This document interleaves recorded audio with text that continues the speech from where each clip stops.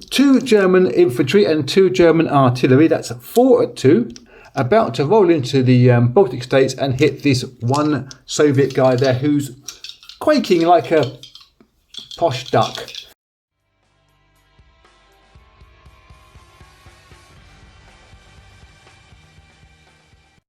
Okay, we're back on video number 4, turn number 4 of our Axis and Allies 1999 game, and we're on with Germany. They're buying themselves 1 tank, 1 submarine, some infantry and some artillery to continue their eastward campaign towards Moscow, and their convoy destruction campaign, which isn't going particularly well because of the successes of the Allied forces in the Atlantic. But Germany going to make a couple of decisions to make, which I haven't fully fleshed out yet, and I can only do it on a dice roll.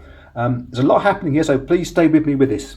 We've got these 2 pieces of fleet that can move into the Straits of Gibraltar.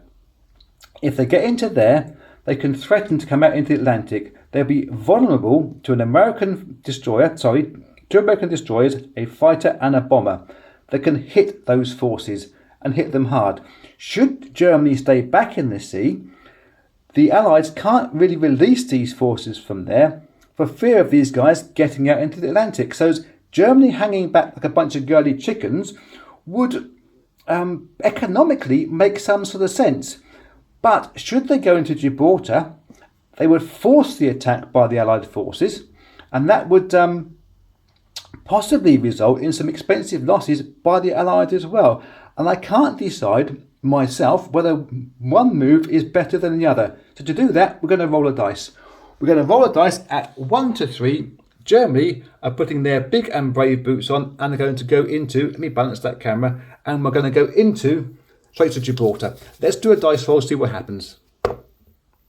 They go into Straits of Gibraltar. That's decided. That's no problem at all. The next thing we're going to do is look at our campaign into the Soviet Union. There are 3 points of battle here: Baltic states, Belarusia and Caucasus. The campaign to get us into Ukraine has been successful. We got into there, but we can't get enough units into Stalingrad. The factory is too well defended with 11 units.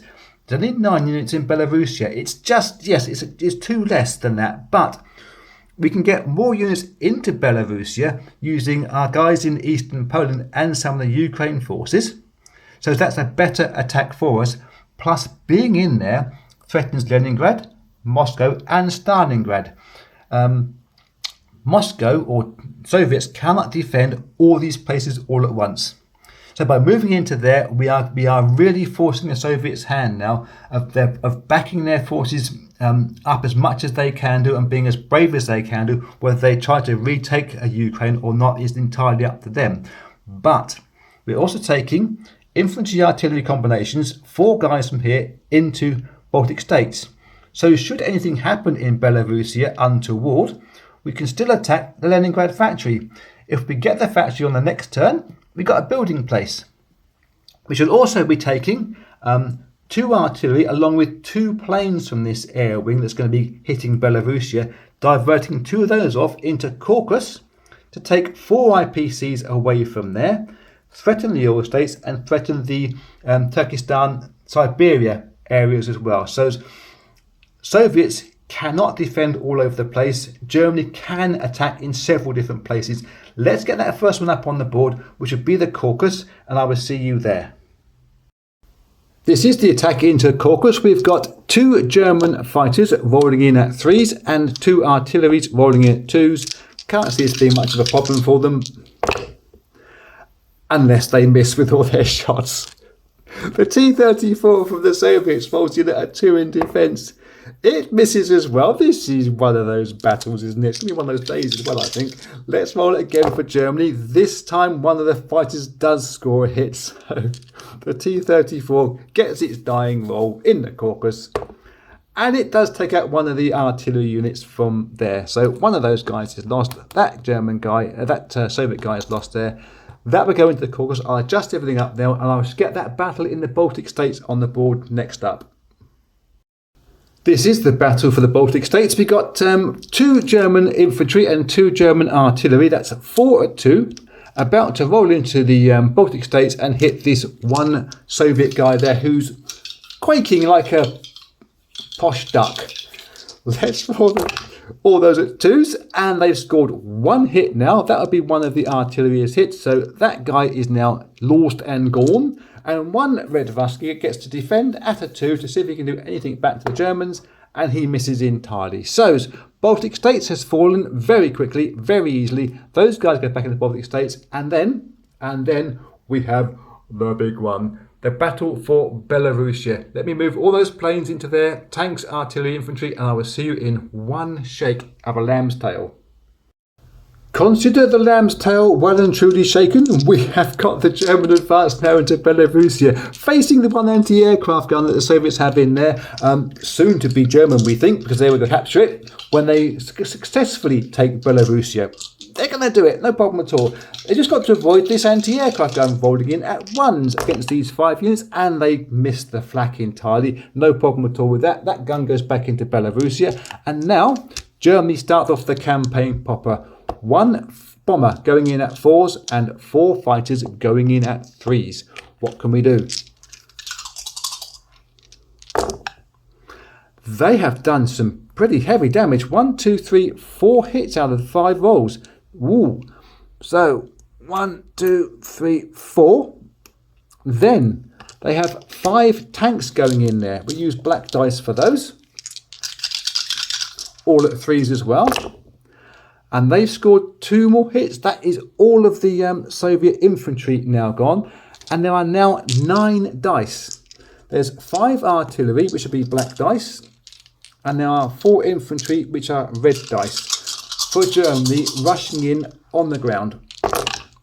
And yep, there's 1, 2, 3 more hits. That is all. That's actually to the number. That's exactly to the number. Those 3 artillery are now gone behind the line.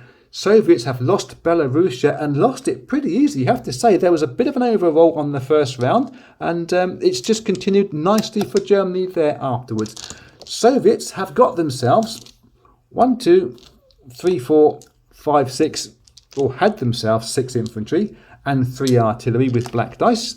Let's see if they can just try to reduce those German numbers now, because it's pretty important that they do for the rest of their campaign here.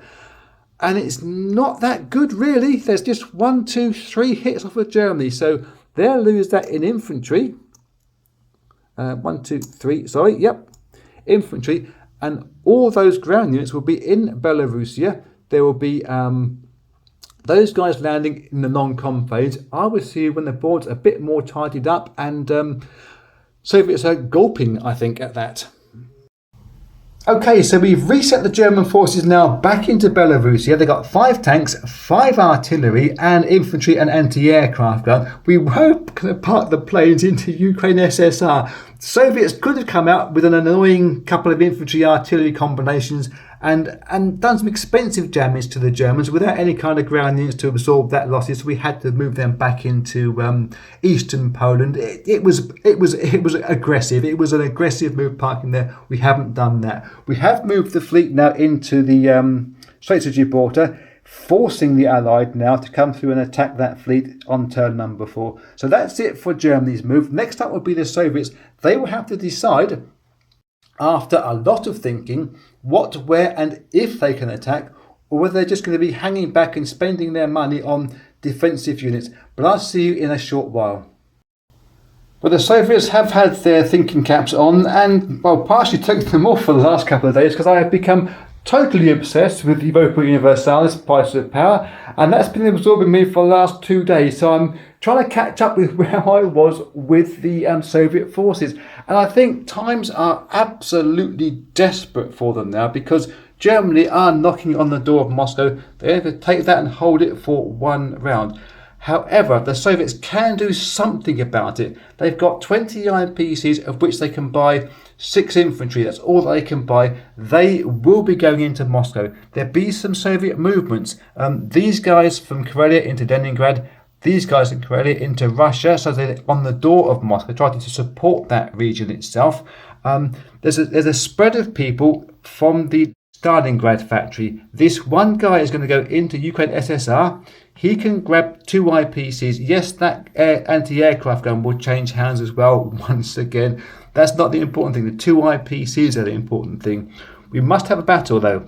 2 guys here Going to go into the Caucasus and one guy from Iran up from here to try to take out this one German artillery unit. They should be able to do that, but we're sort of about some braces kind of thing with it. These guys here, we're moving into Turkestan to get back in towards Moscow should Moscow fall, and to provide distraction for the German invading forces that are in Belarus at the moment. And we're leaving 2 guys behind to well, as a backstop, a minor backstop for that factory should the Belarusian forces try to come through into Stalingrad rather than going to Russia itself. We're all over the place. Soviets are in absolute disarray at the moment, and the Allies really have been very little help to them. They're still getting their invasion force up together. We think they're going to try and make an invasion this turn. We should find that out. But the only dice box to be doing, we'll do this live here straight away, is this small battle, minor battle in the Caucasus, which features, balance the camera, which features 2 Soviet infantry who roll in at, infantry artillery that roll in at 2s, and 1 that goes in at 1 versus the 1 piece of German equipment in there. Those back there left over from the last battle. I don't know what they're still doing on the board. That's me being tardy, I'm afraid. And the 1 infantry artillery has hit, so the German artillery will be lost from there. Its reply roll is at a 2 and it misses. So the Caucasus have been taken. Soviets will get some IPCs back this time. They'll get at least 6 more IPCs next time than they had this time, and so they should be able to, provided they survive one more round, get a fairly reasonable buy of infantry into Moscow and their surrounding factories. I should tie this back up on the board and get back to you on the British turn. We are on turn number 4 with the Brits now, and they get themselves infantry, artillery and another transport ship ready for their push across the channel, and it has to go this time. We cannot hang on any longer. Let's just finish up the end of the Soviet turn first with some non-com movements. We're going to move this submarine that's been hiding in the convoy zone so well I've missed it several times. It should be moving down into the action, but I've just failed to notice it was there. We're also going to move this 1 bomber out of Moscow, out to Archangel. It can sit up there and be used in attack should the Soviets survive, because it's useless in defence. It only rolls at a 1. We cannot afford to lose that piece when it could be useful later on. We think that Germany are going to take Moscow on turn number 5. We think Moscow may be able to, the Soviets may be able to retake Moscow on turn number 5 as well. We're hoping they can at least. The Brits are going to try and help that out with their fighter moving up out of Palestine later on as well. But if the Brits can get in and attack Germany, or at least threaten Germany, it means Germany will now be definitely buying in 2 different directions, east and west, rather than throwing all their forces towards the poor old Soviets this time. So the Brits wanted to get into the Danish Sea and attack Germany directly. This submarine is just too much. It defends at a 2. 1 destroyer we can get in there can only attack at a 3. So putting 3 transport vessels and all the guys that will be on them at risk in that 1 attack is too risky. So to that end, we're going to move our fleet into the English Channel, attack the Netherlands. It is going to be vulnerable to attack or re-attacked from France and from Germany later on, but at least it's going to cause a distraction to the German forces. And of course, America will come across themselves on turn numbers 4 and help back up into the Netherlands and carry on putting some pressure onto Germany, who've had quite an easy run of it so far. So let me get this battle up on the board and I will see you in a wee while. This will be the Allied invasion into Netherlands, Belgium. We've got the British destroyer in there first. It gets to bombard at a 2 in this version of the game.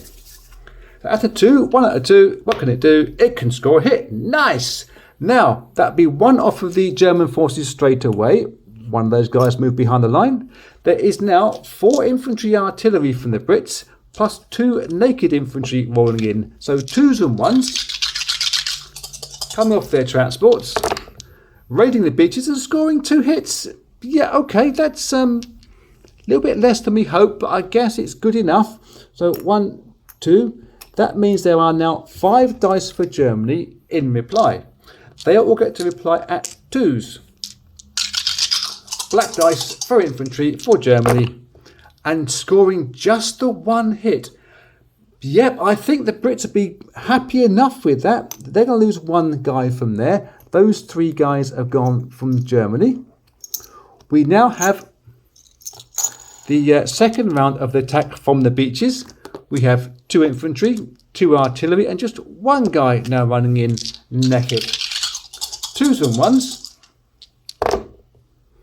And scoring only 1 more hit. Okay, it's not as good as they hoped, but Germany now gets to get 2 dice to try to defend the beaches. And both miss. Britain can go again. 1, 2, 3, 4, plus 1, 2s and 1s. For what is another miss. Oh my giddy aunt. Okay, I was going to say successful campaign. It's been a tedious campaign. That's the German, that's a cocky die, but it's going to fall down on a 6. Yep, so let's go again. Let's try round, is it 4? I'm losing count of how many goes we're having this time around. Oh dear. Come on, Britain. You've got to hit this 1 guy, 2s and 1s. And finally, you get this hit that's required. That 1 German will go under, and he will get 1 reply roll out of 2.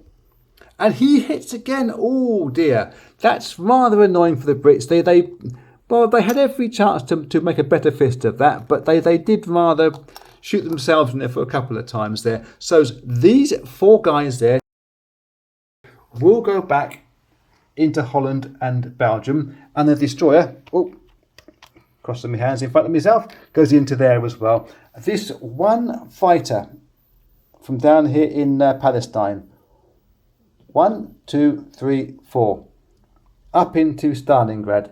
It's not going to be defending anything, because I don't think Germany will be attacking Stalingrad this time round, but it's now within range to help out doing something up there.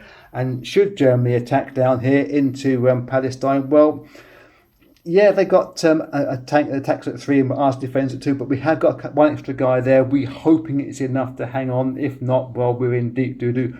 But I think we really are in deep doo-doo anyway down here. So apart from that, we're getting these British reinforcements onto the board, and we'll be getting on with the American turn next up. America's T4 purchase, predictable, it's the invasion fleet. They are coming across the Atlantic in their droves. They're coming across the English Channel in their droves. So many units will be going into Netherlands and Belgium. We're going to need one of my world famous fleet trays to put everything onto and mark it up as to there. The only important thing, other than that, the Americans will be doing, will be hitting this German fleet. 1 bomber, 1 fighter, and 2 destroyers going up against these 3 pieces of German equipment. Let me get that up on the battle board, and I will see you over there. Who's your money on? This is too close to call for me, and I'm nervous for the Americans. We have 1 at 4, which is the black dice, and 3 at 3, which is the red dice. And they've just smashed 3 hits out of them. Crikey O'Reilly. Well, 1 can take on the submarine because we can see it with our destroyers. So 1 will go on there. 1 hit on the battleship, which would be a capital ship, so that actually goes onto its side. And the 3rd hit will go onto the destroyer. That is that's better than the Americans could have hoped for. Let me do the German reply from there. They have their battleship at 4 and their destroyer at a 3. Scoring 1 hit, so 1 of the destroyers can take a hit. Now the submarine at 2, which was going under anyway, that misses. So Germany can't retreat from this attack. America for sure are pressing it with 1 fighter and 1 bomber and 1 destroyer. 4s and 3s. That takes care of the battleship. Well, the Steffi Graf has gone down. Let's roll the D1 from the battleship at 4. It scores a hit. I think the Americans can afford to take that on that other destroyer. So I think that ends the battle there. America have done better than they could have hoped for.